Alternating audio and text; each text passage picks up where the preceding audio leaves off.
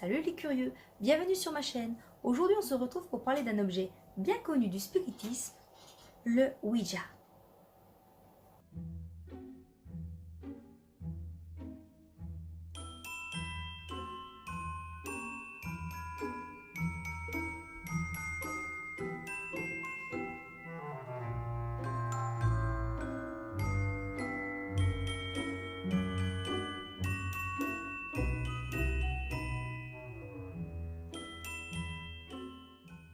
Qu'est-ce que le Ouija?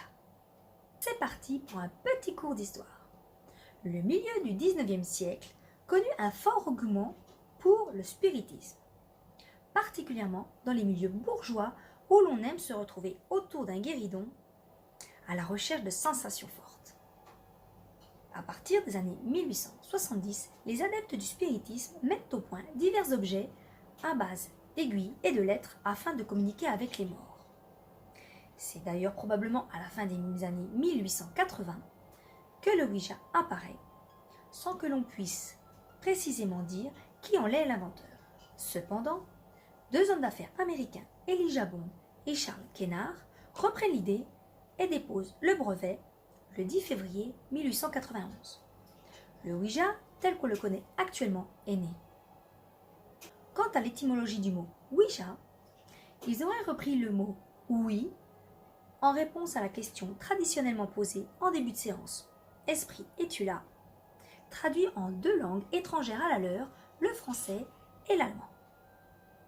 Malheureusement, ne commercialisant pas leur invention, leur société fait faillite. Malgré cela, le Ouija continue à être produit comme simple jeu de société. Pour les enfants!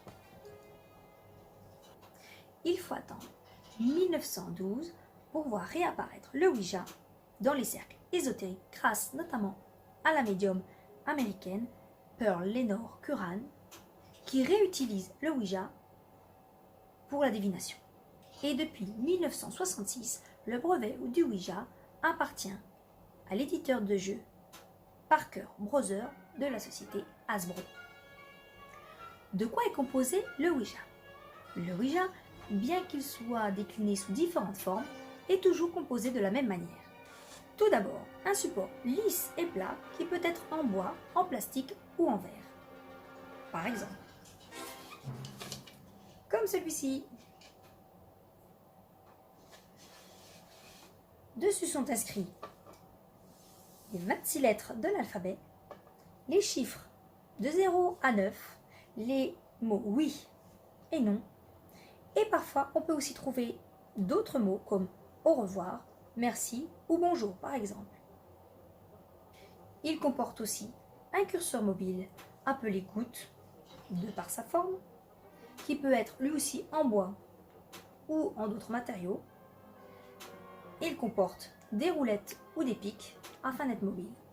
Certains curseurs disposent d'une pastille en verre pour une meilleure lisibilité.